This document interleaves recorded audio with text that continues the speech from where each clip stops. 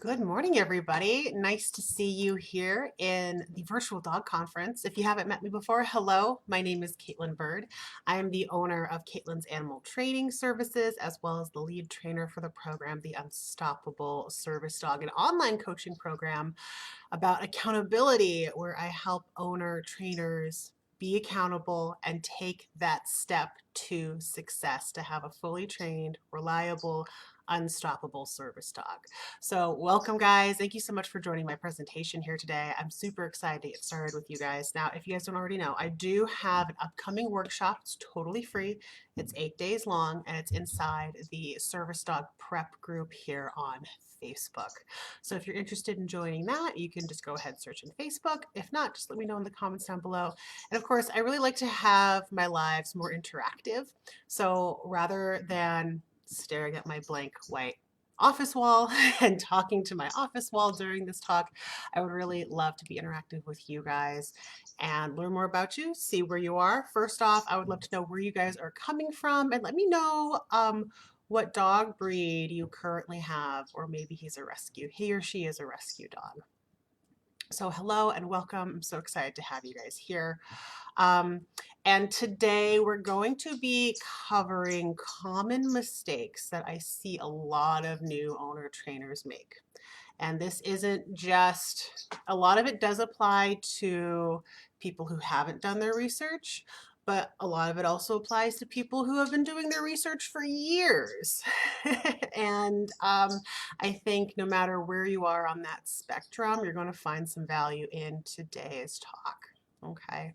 So I've been super active in the Virtual Dog Conference. We've been going over training videos, training concepts, some training challenges, and as well as some more educational talking subjects as well. So I really want to be making sure that I provide value to you guys and that this is super valuable for you.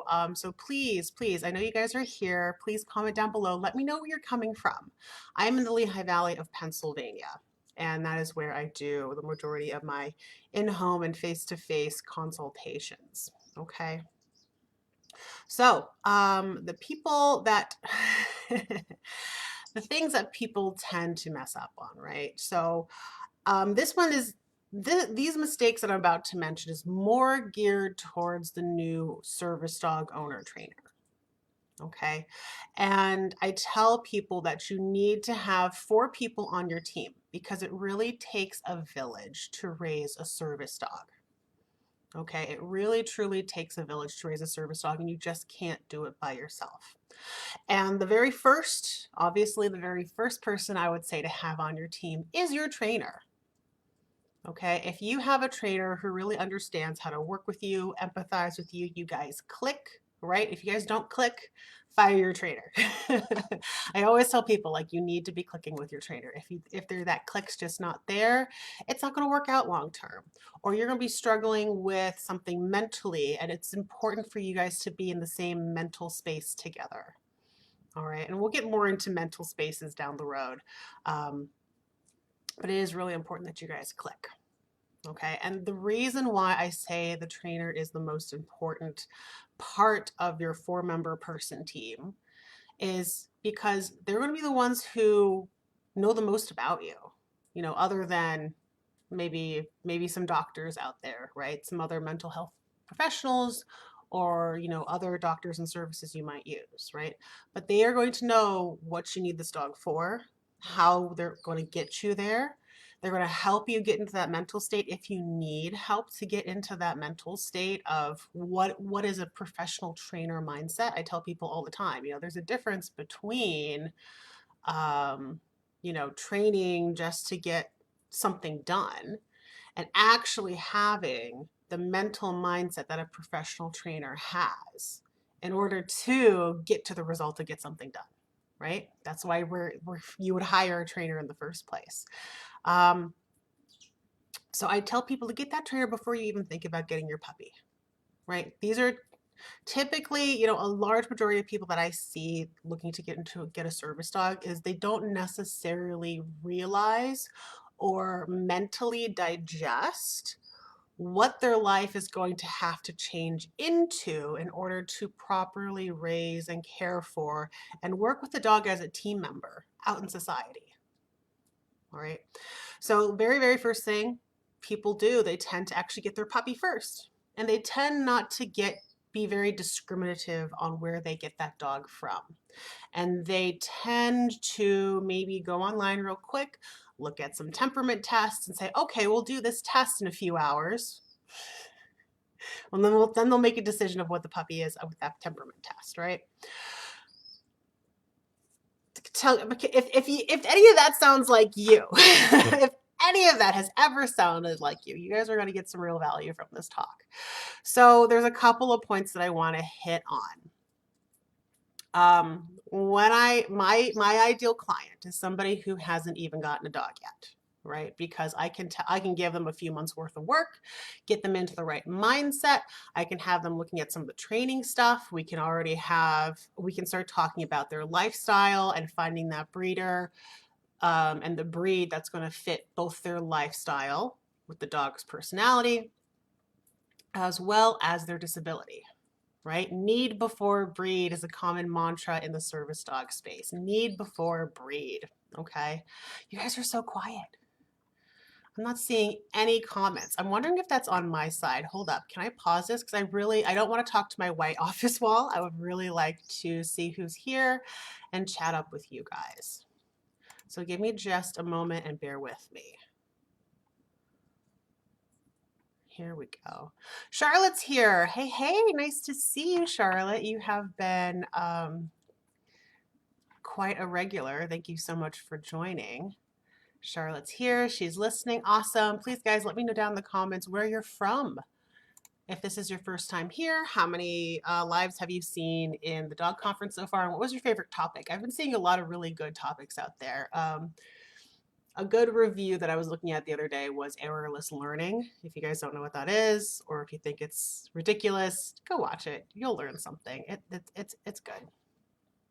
Okay, so that's kind of how I work with my clients, right? I take into all these things into their account. I really build that relationship with them, and I want to make sure we're in the same mindset together to be that unstoppable team. And that's what the Unstoppable Service Dog program is all about. It's really about me connecting with you to make sure that you have the best possible and you're able to hit the ground and run rather than have a bunch of roadblocks later on because, oh my gosh, we didn't do door greetings. Oh my gosh, we didn't work with human distractions. Oh my gosh, we didn't work with dog distractions at an early enough age, right? And maybe you're struggling with that right now with your current dog. And now we have to really take that time and focus at the dog's pace in order to make sure that they become that unstoppable service dog for you and can work for you. Okay. So 4 people on your team, we spend a lot of time on the trainer. The other 3 people, breeder, right? Which the trainer should be helping you pick out the breeder. Okay, because it's important to have somebody who can see your life from a different perspective and a different angle rather than just you trying to find that breeder and that pup for you, right? Or at least a friend who's also a trainer for a second opinion, bare minimum, right? So trainer, breeder, veterinarian, especially if you're going into any kind of mobility work. Right? We want you to be safe. We want our dogs to be safe and healthy and at the right age before we go jumping into mobility work because I see a lot of people jumping into mobility work. I remember even on YouTube, there was this news segment. I think I just searched like mobility service dog and it popped up in a news news segment a few years ago. And during that news segment, it terrified me because they were highlighting this trainer who was doing mobility work with this black lab. If you guys can find that video, let me know because it terrified me. The trainer was not doing this right at all. I believe the dog was under 2 years of age. So probably, growth plates might not have been fully closed. They probably didn't get cleared by an orthopedic vet to do this type of work in the first place. And she was putting pressure on the dog's shoulder while the dog was moving and before the dog could square up.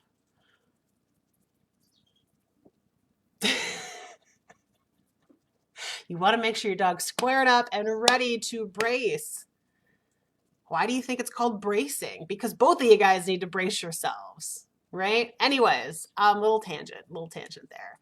But you know, having a veterinarian on your team is extremely important, and not jumping into mobility work, especially if it might be heavier on the mobility side, is very important, right? We want to make sure everyone's safe and not cutting the service dog you've been working so hard on and spending so much money on to have to be washed out due to a health or medical issue because of inappropriate mobility work, and especially if it was started too young. Okay. Number 4, appropriate doctor. So far we have trainer, breeder, veterinarian, and now we're talking about appropriate doctor, because each person is an individual, right? Just like we know that our dogs are individuals, each person is an individual as well, which means some people might need 1, 2, 3, 4, 5 doctors from different areas, whether that's for mental health, whether that's for physical health, whether that's for something else. Maybe you have some, maybe it's not a doctor, maybe it's someone that you learn to help meditate with to help get you in the right mindset, right? It's a whole approach.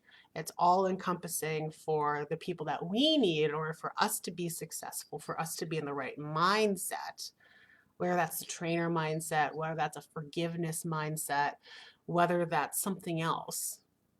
Okay. And I feel like a lot of people don't realize that, because it really truly takes a village to raise a service dog. And it starts with the trainer. But with those 4 people, that's usually where I see people fail first up, is they don't assemble their team members. And you need to have team members to help you raise that service dog. Charlotte says, this is really helpful. I'm in contact with a breeder that has a few successful service dogs from her lines that I'm considering for the future. She also is reputable, does all the health testing, etc., etc. Awesome, Charlotte. Also, if you can, ask her if you can reach out to the people who have been training those service dogs. Ask them if the dogs had any places where they needed to work harder on for their training, right? So maybe they're doing great with service dog work, but maybe they might, some lines of dogs, sometimes like English cream labs, they can have sound sensitivities, right? So if you saw that that trainer was struggling with a certain concept, but the dog did get through it, that's going to help you down the road as well. So ask if you can get in touch and just maybe meet the dogs and say hi, and discuss, hey, like, what kind of struggles have you had to get through to help this dog become successful? That's really going to help you out. Okay, but that's awesome. Maybe a trainer friend, right? Maybe you need someone to have that second eye to kind of look, that's someone who knows you, to look at your life and your expectations already, right? It doesn't hurt to have a second opinion. Okay, so in addition, right, common mistakes, since we're all talking about mistakes here, right, and I don't judge, right? Everybody makes mistakes. I still make mistakes to this day, but I learn from those mistakes, right? And Lord knows I only need to make a mistake once, maybe twice, and then not to do it again and prepare for it, right? So, you have to remember to give yourself grace.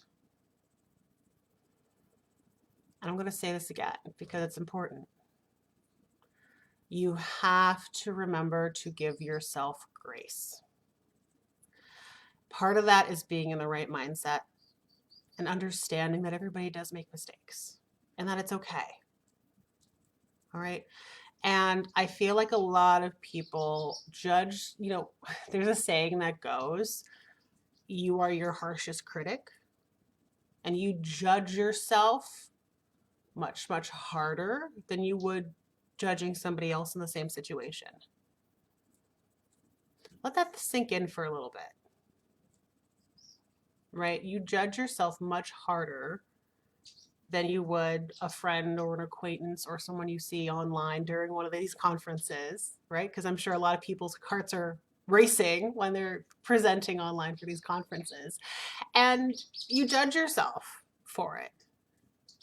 But when you're watching somebody, like, you understand them, you empathize with them, right? But in the end, we end up judging ourselves harder. So give yourself that grace. Okay, because especially with a lot of online stuff, I've noticed we tend to compare ourselves with everybody we're seeing online. Am I a perfect force food trainer? No.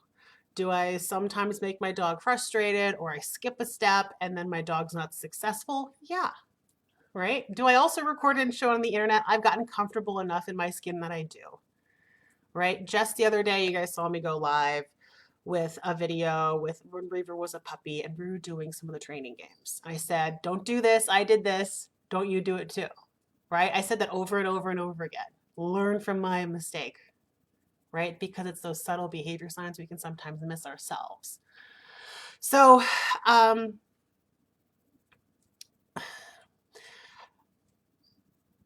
because this is a mistake a lot of people make, right? It's something you have to work on with yourself. And it might take years to really get there, right? I remember when I was in college, I was a mess. Like I was an anxiety mess.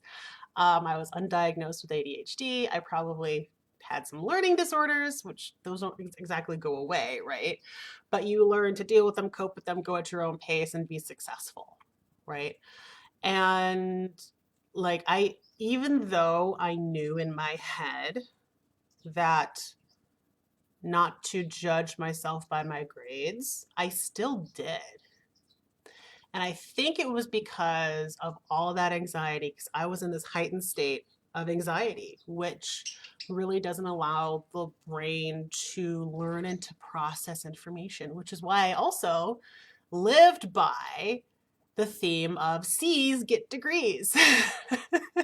I literally had no social life. All I would do was study, and it didn't help me, right? And even if I was in a social situation, I couldn't calm down.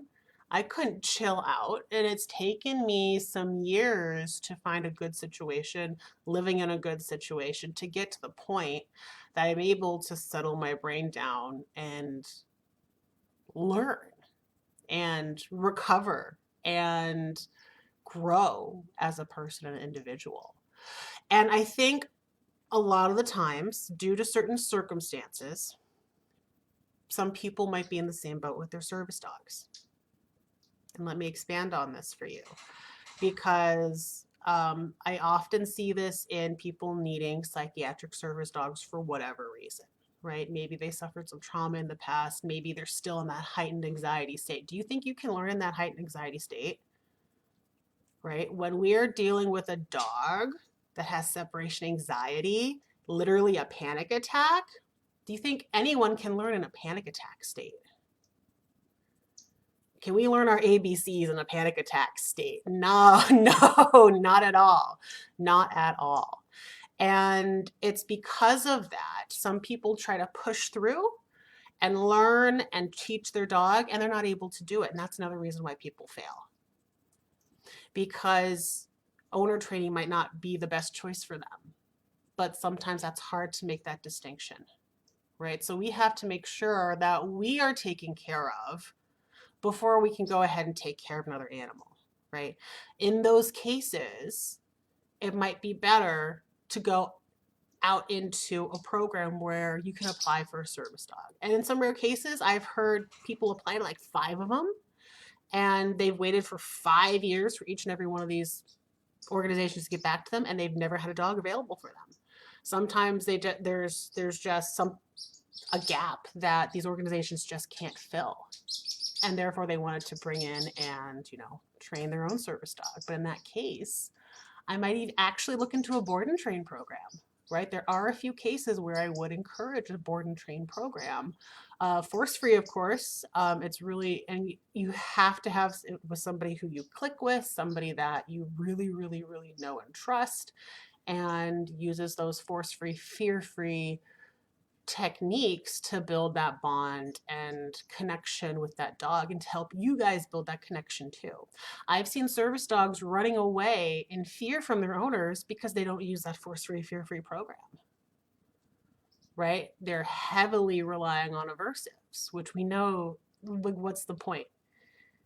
If you have a service dog, the point is that for them to be your partner, to be that rock, to be that connection point. And when your dog doesn't want to be with you, what is the point?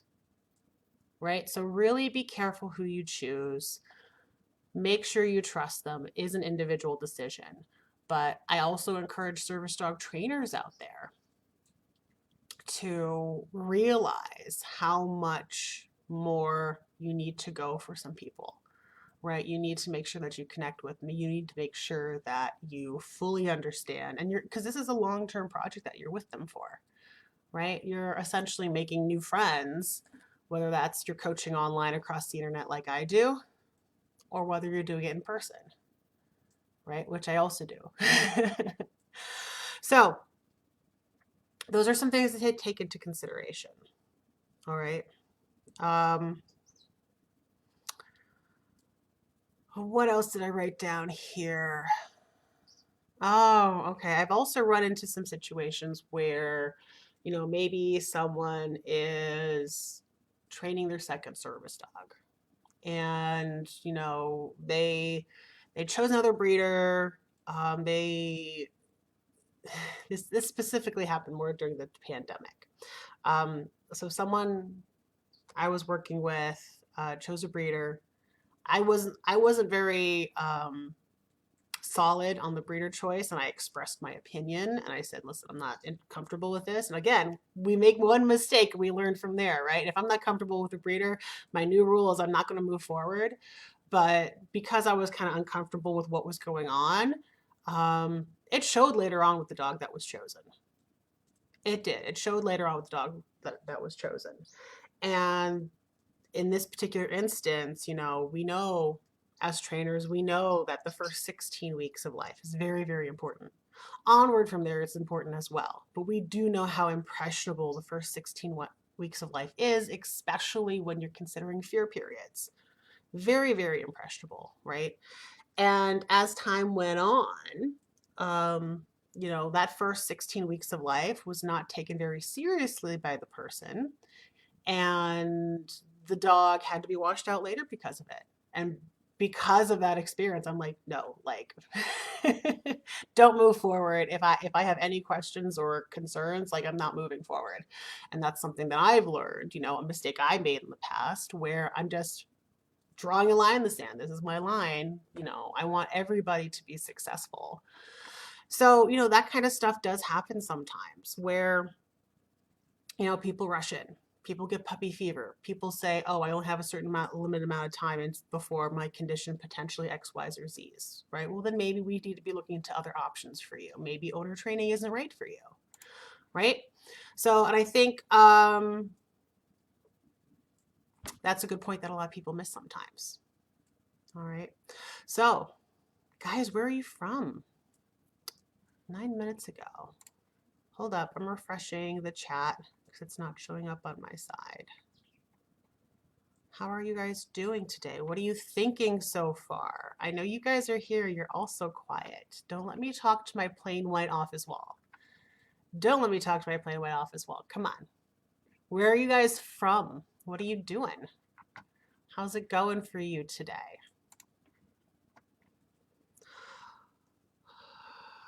Okay. So, some things I tell people, I want to kind of wrap this up into a good note, right?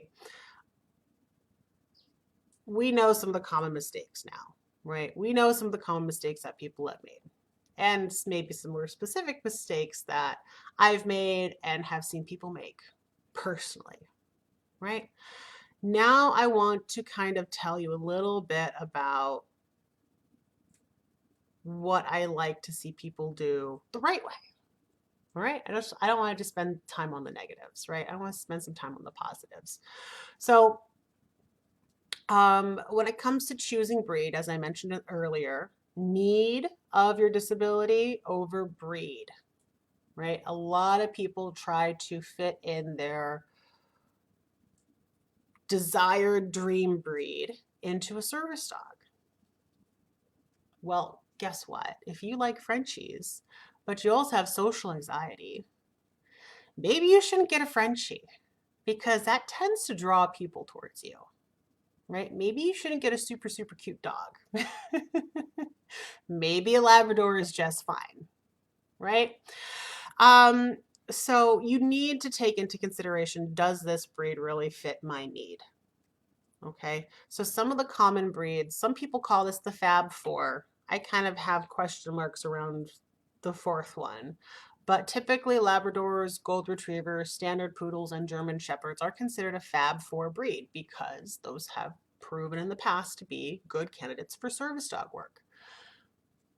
German Shepherds, I feel is still kind of for a special type of person, maybe for a person that has more dog training experience in the past, because they can be there's some things that I have question marks around them. But that has in the past, you know, like if you're a professional trainer, if you've worked with dogs before, if you're used to that and you're training this dog as a service dog for somebody, sure, great, whatever, right? But for a new owner trainer, I kind of try to shy away from German Shepherds for various reasons. But Labradors, Golden Retrievers, and Standard Poodles especially for autism or autism assistance dogs. A gem that I have currently found and fell in love with is the Australian Coolie, especially maybe for psychiatric service dog work. They have absolutely fantastic sensitivity to human emotions. And of course, you have to be careful because they're also a working dog. And you really have to make sure you find the right personality of a pup from a litter. And it might not be in every litter that there's a service dog candidate, right? But when there is one, I mean, I have a client right now who has Reaver, one of my puppy. I have an Australian Coolie, 8 months old, Reaver. And one of my current clients has one of his siblings. Her name is Priya, and they have nothing but great things to say about Priya, which I am very proud of them for being in the Unstoppable Service Dog online coaching program. And I mean, again, it is a lot more about finding the right dog for your disability, as well as that dog's personality, as well as your skill set. Okay. Another thing I wanted to touch on is wolf dogs. So dogs are covered under the ADA's protection here in the US of A. Okay, it's going to be different whether you're coming from the UK or somewhere else. Canada's different as well. So here in the US of A, I don't know where it's like with you guys, but if you know, please shine a light, because in the US of A, the ADA only covers domesticated dogs. Wolf dogs are considered an undomesticated species by the ADA, and therefore they are not covered under the ADA, and they are not considered able to become service dogs. Okay, because I have actually had that come in as a question with the free workshop that's happening in the service dog prep group here on Facebook. All right. Picking a puppy. And I'm sure people have a lot of different opinions about this. Personally, I would love to be certified in Susan Clothier's Carrot personality testing. I don't know if you guys have heard of that, but it's Susan Clothier's Carrot, CARAT. And if you Google that, you can see her website. You can see upcoming classes, and it costs a lot of money to get certified in this. It sounds like a real college course, and it's got percentages behind of. It's kind of like 16 personalities. You guys have heard of Myers-Briggs, right? It's kind of like 16 personalities, but for puppies. And this is the only temperament test or personality assessment for dogs that actually has some numbers of success rate behind it. So they'll do a personality assessment on a litter of puppies. They'll say, okay, this puppy has these types of characteristics and would probably be a good bomb detection dog, or it could probably be a good search and rescue dog, or it could probably be a good agility dog, right? And they'll list out the types of careers that these dogs would be happy and successful long-term in. And they have percentages behind this, guys. I had the time and money, that is where I would go. That is where I would get a certification in. But the classes aren't always available, and it takes a while to get certified. But if you can find one of those Susan Cloutier carrot assessors, oh my gosh, do it. Do it. But, right? So I'm not one, but this is what I typically look for in a service dog pup, right? And it's going to vary from litter to litter, from breeding to breeding, right? And you may not find what you're looking for as a service dog candidate in that litter, and that's fine. Wait for the next litter. Okay, that's fine. I would rather you take your time and do it the right way than jumping in and getting frustrated and failing. Okay? And trying to mold and shape that dog that's not right for you or for that job into a job that's just going to be much more difficult to manage them in, that doesn't fit into your lifestyle. Okay? So, what do I look for? A puppy should be calmer, lower in energy, focused. If they frighten, they can get over that startle really quickly.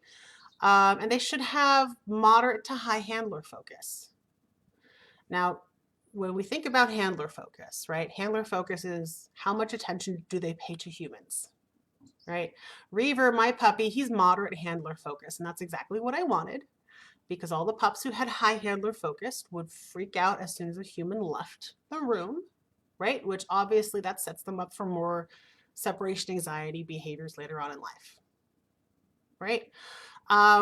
So honestly, I think separation anxiety probably begins in puppyhood, depending how we treat these dogs who have different levels of focus on humans. And maybe how we treat them actually affects how much human focus they have. But anyways, that's my hypothesis. But that's typically what I look for. Now, I do have a word of caution, right? We know that, not most 8-week-old puppies, they still need to be dewormed. So a dog that fits these requirements may also have a little bit of an issue with something else that goes on, right? Maybe they don't feel very good. Maybe that's why they're a bit calmer, right? So again, this is why it's really important to have that relationship with the breeder for your team member. Have that back and forth, watch the puppies and grow as they develop, talk to that breeder throughout that process to see what she's thinking, what would be a good fit for you, talk about what she's seeing come out in their personalities, how they handled certain, new environmental socialization opportunities, right? And in the end, having first pick is extremely important as well, right? Having first pick is extremely important.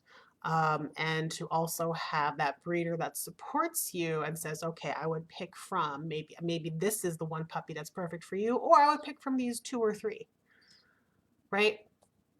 For me, I don't have a service dog, but I do have a demo dog.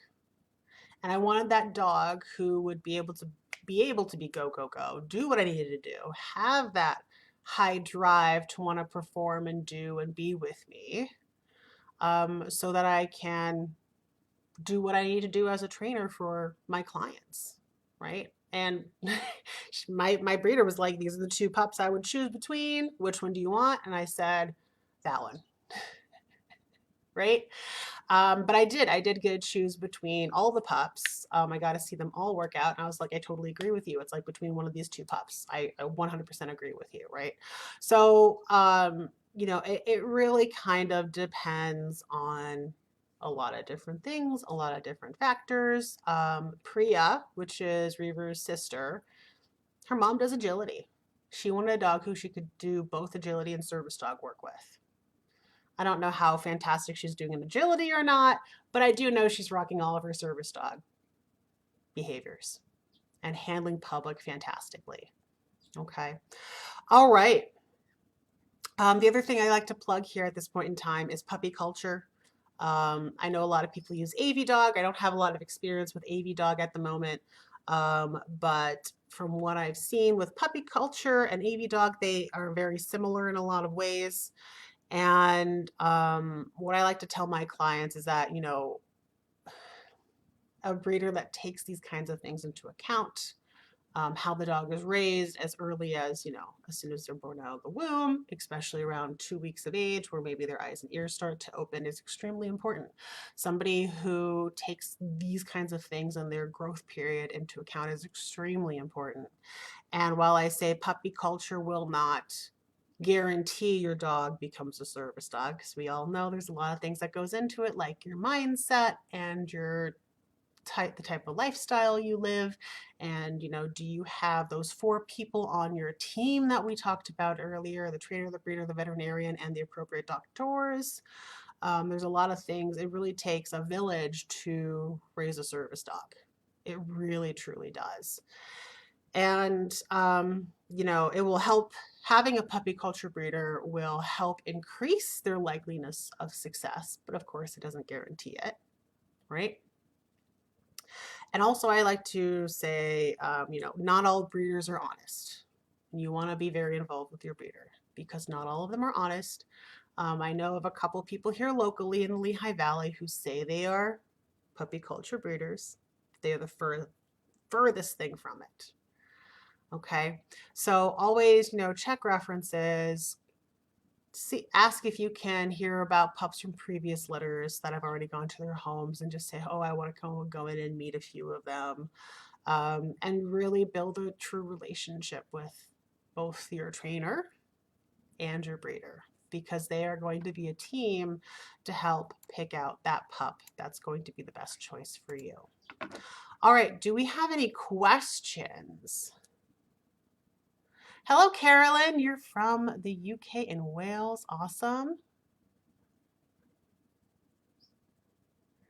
Yes, you are moving to Minnesota. Minnesota. Get ready.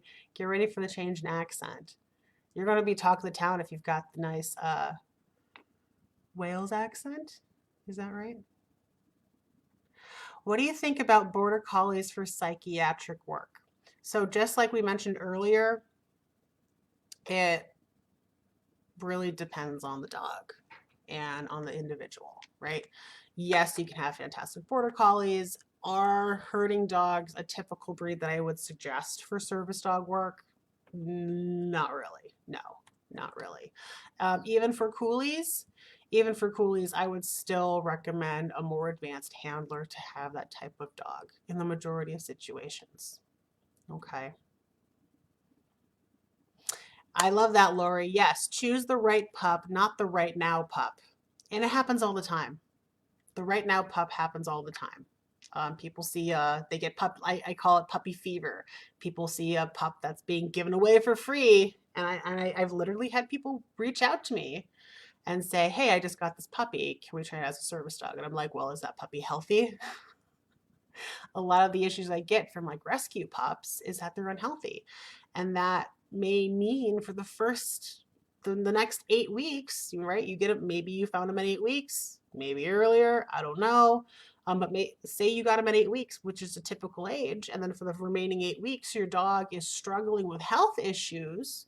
Well, you've missed out on a lot of stuff with that unhealthy pup. Are you really truly able to handle that as a handler, especially a brand new handler, to make your dog a successful service dog? The answer is probably going to be no, and you have to realize that. You really have to take a step back, take a breath, make sure that you're in the right headspace, you're in a safe environment, your dog's in a safe environment, you're both as healthy as possible, right? Well, your dog should be healthy, because you can't expect an animal to learn when they're not healthy and they don't feel good. We can't expect us to learn and be healthy and learn when we're not feeling good, right? Hello, Kim. Kim says, I do puppy culture and picked a service dog for a young gal with sudden synscope. She was able to get me scent samples before she fainted. I picked the puppy engaged on the scent. To this day, she tells me he does alert before she faints so she can sit down. A good breeder is critical. That's amazing, Kim. Hold up. Slow clap. Slow clap. That's amazing. I love it. Yeah, because there is a lot that I'm gonna like that comment. There is a lot that goes into it. All right, I love that. So yeah, any comments, questions, concerns?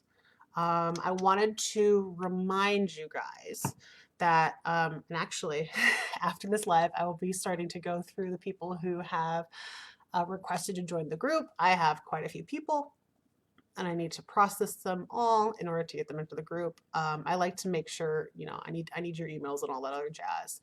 But I'll be doing that right after this live. So get excited because you guys will be joining in the group in Service Dog Prep here on Facebook. And of course, if you haven't already, you can register for the upcoming workshop in April. So that the date of the 8-day free workshop is going to be April 12th. And that's going to be in the Service Dog Prep Facebook group. You can register if you have not already on usdworkshop.com. Okay, real simple, real easy, and I think I can even put it here in the chat if I can just spell workshop the right way. And I think I also want to do my dot so it actually shows up, and then I'll pin it to the top. Here we go. Oh, it's not letting me pin. That's okay. Suzanne says, having recently coached a friend through a puppy culture, it really does make such a difference. Even born in lockdown, they like people and enjoy novelty. That's fantastic. Yeah, that's fantastic. That's great. Yeah, and doing repetitions of groups of puppies with puppy culture is important too, because are you still trying to go back and watch those videos of puppy culture and apply it, or are you able to do it day on, day out, next day, go, go, go, like it's like you can describe the back of your hand, which I don't know if many people can, to be honest, but you know what I mean. You know what I mean, okay? Charlotte says, I have a lot of experience with Border Collies and they fit my lifestyle, so that's why I asked. I also have contact with a Border Collie breeder who has successful service dogs from her lines, and also dogs that do TV and film work on sets, etc., that require to be calm but focus on the work. And a lot of that is what you do in the beginning for eye contact and focus in that 16 weeks mark too. Settling is one of the first things I work on, which I know you've watched the settling video here during the conference. Her dogs are low to moderate drive compared to other Border Collies. Oh yeah. If I go with a Border Collie, I'll be fully open to the possibility that it may not work out and wash, but that's okay, and I'll definitely go for an easier breed. Yeah, it really depends on you, your personality, your lifestyle. Also keep the dog, of course, just for sports. I don't know how a low drive Border Collie would work out for sports. But you can give it a shot. You can give it a shot and see how it goes. But yeah, that's what I have. That's my experience. Thank you guys so much for joining me here live today. And I hope you guys have a great rest of the week. I'll be going live on Friday.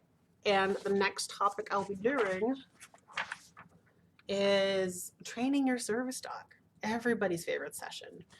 And it's going to be good. I'm also going to go over some top 4 common mistakes for that. I believe we already covered them here though, but that's okay. It'll be a review. It'll be a review. And then we'll be going over house manners for puppies, basic and advanced obedience, behavior theory. We will also be doing some books that I recommend, especially when it comes to behavior theory, tracking behavior progress, behavior modification, and all that jazz. Okay, thank you guys so much for joining me here today. I'm so glad I get to see you guys here a few times a week, and I will be seeing you guys live in the group soon. Thank you guys so much. Have a great one. Bye.